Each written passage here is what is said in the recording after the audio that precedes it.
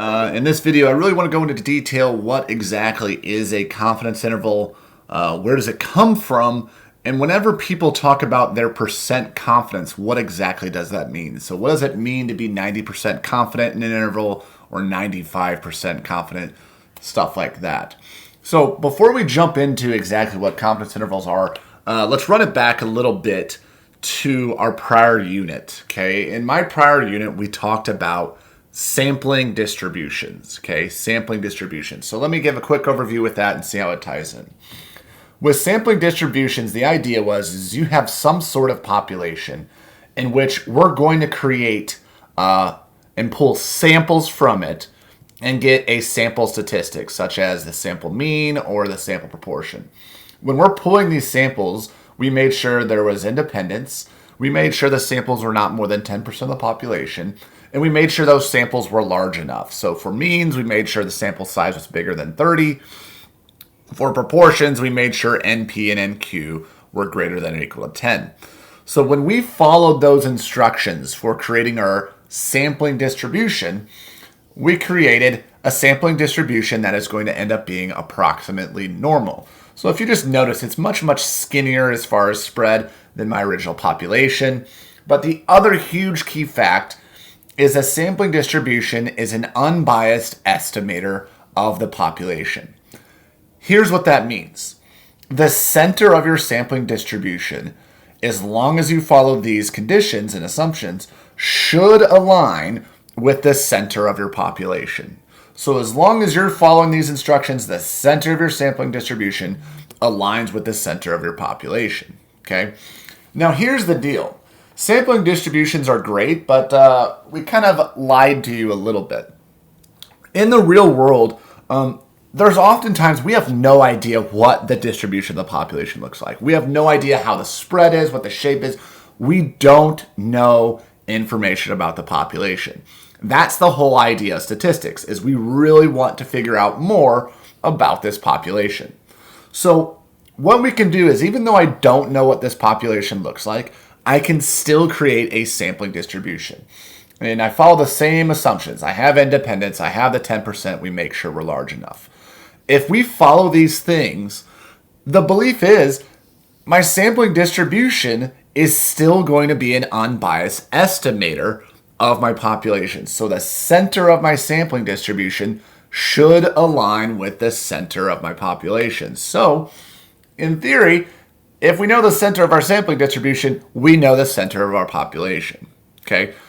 We don't always know the center of our sampling distribution, but we can still follow these rules. And we know what our sampling distribution is going to look like. It's going to look like something like this. So here's how confidence intervals come in. We're going to go out, follow those same three rules, and we're going to get a sample and find its mean or its proportion, okay? And it might fall, say, right here inside my sampling distribution. So not quite the center, but pretty darn close. So if we just pull the sample only and say, I believe the population is centered here, you might be right, but more often than not, you're going to be close, but not quite right. So instead, as we create an interval and say, well, I know it's not exactly at this point, but I know it's probably from here to say here, okay? We add some width to that estimate from our sample. And we say, I believe the center is from here to here.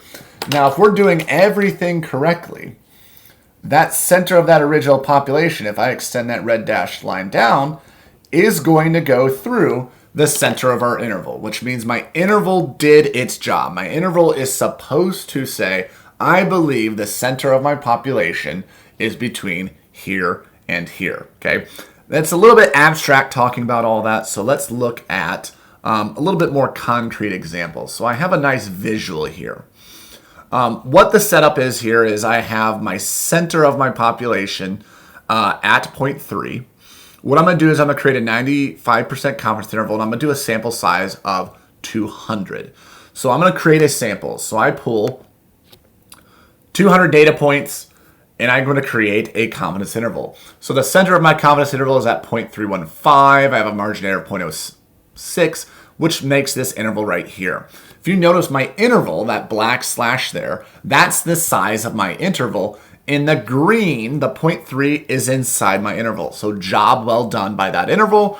It says, hey, I believe your population proportion is from this point to this point, and in fact, it is inside there. And what I could do is I could keep creating samples of size 200. Okay, I can keep creating samples of size 200. Not every interval is going to be the same because that's just the variability of our sample. Okay, so I just keep creating intervals and keep creating those confidence intervals, and they're doing their job. They're capturing the center of my population. Job well done. Okay, so I want to segue into, all right, well, if that's what a confidence interval is, where does this like 95% confidence come from, or 90% confidence? Here's the idea. I'm currently set at 95%. I'm going to speed this up. I'm going to create 25 samples and 25 intervals at the same time. I'm going to click this over and over and over again. Here's what's happening, and I'll stop right here, is I have a whole bunch of intervals on screen that are doing their job. They contain the population center of 0.3. But there's these two in red that, well, you know, they're great intervals. We followed our 3 assumptions. They just didn't contain the population center. And that's okay, okay? We really, really wanted that, but hey, sometimes it happens. The idea is as you create more and more samples and more intervals, what's going to happen is all of the intervals you had, if we're at 95% confidence, we should be pretty darn close to 95% of all of the intervals will contain the true population mean. So I just passed 3,000 intervals that I've made. I could sit here all day and click this, but honestly, no one wants to watch me do that. The idea is of all the intervals you make, 95% of all the intervals you make will contain the population center.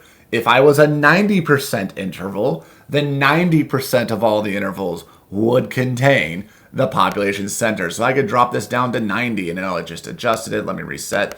90 intervals, 90% intervals, okay? And I sit there all day and I hope I hit 90%. So what's been happening in the bottom corner, and it takes a while to get there, I've only passed 1,500 samples there, is there's this percent hit, okay? That's kind of keeping track of my confidence. Right now I'm at 91.1% have hit. If I sat here and did this an infinite amount of time, so just sat here all day clicking, 90% of all my intervals would capture the true population proportion.